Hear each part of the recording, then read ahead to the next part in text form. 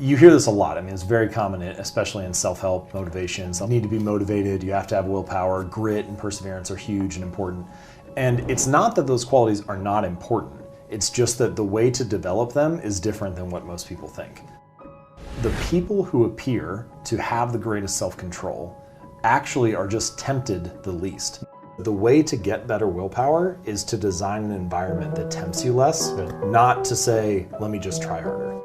You build habits, and in the beginning you develop fluency and skill and ability, and things become easier. But after a little while, once a habit has been established, the downside of having a habit is that you can do it good enough on autopilot, which means that you start to overlook your mistakes. And that's kind of the challenge of continuous improvement. It's like a cycle. You know, it starts with awareness. If you're not aware of what your habits are or what your behavior is, you don't have a chance to change it. Then from that awareness, you go to deliberate practice, where you have to effortfully try and work to get better.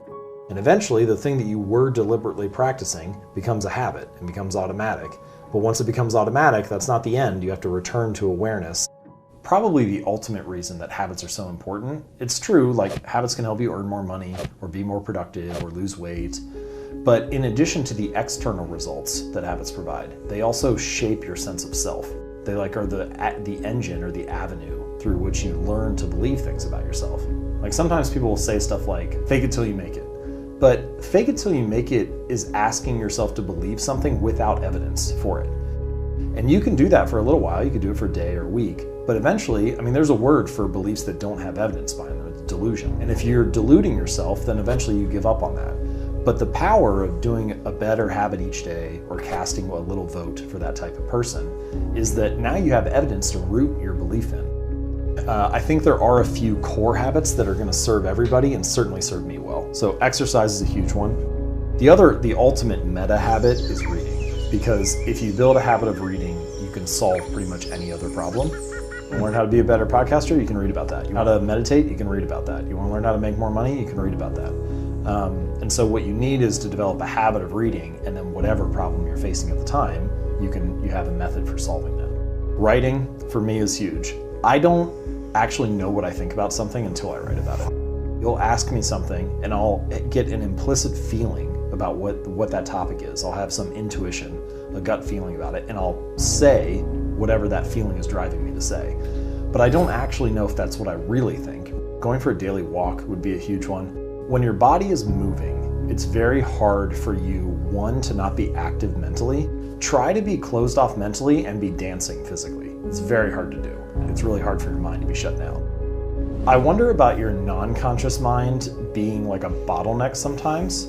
And so if you're moving, if you're walking, it gives your non-conscious mind something to do. So you're like, it gets out of the way. And now you can actually like have this stuff arise or think in a different way than if you're sitting.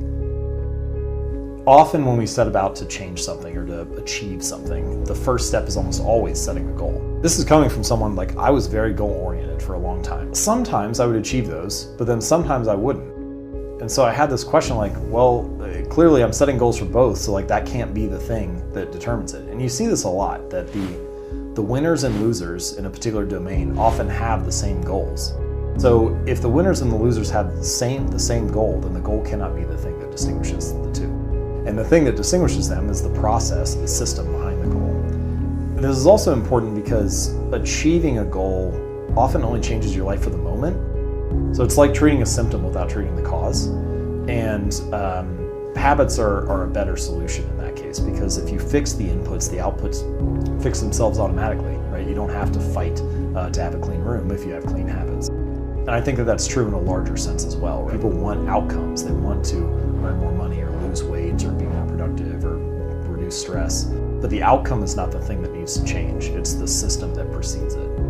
And a lot of the time, advice is centered on cranking up the valve. It's like you need to try harder, you need grit, you need perseverance, you need motivation, you need to overcome the obstacles in your life. And all those things are fine, but I think they're all short-term solutions. You might be able to do that for a day or a week, but I've never consistently seen someone stick to positive habits in a negative environment.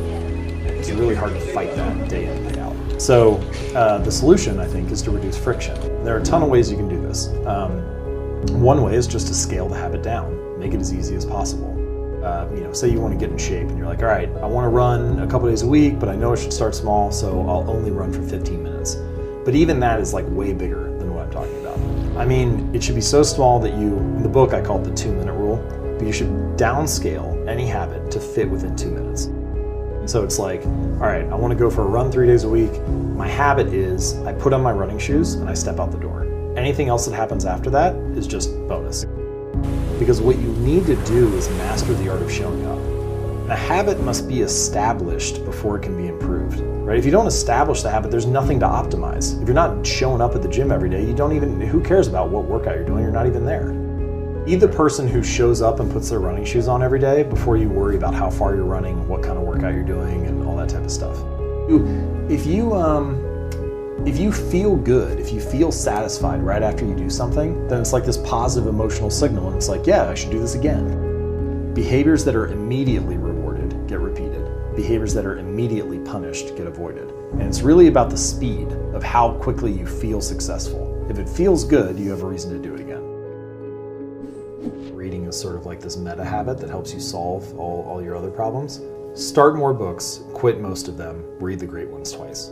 If you start more books, you'll be exposed to more ideas.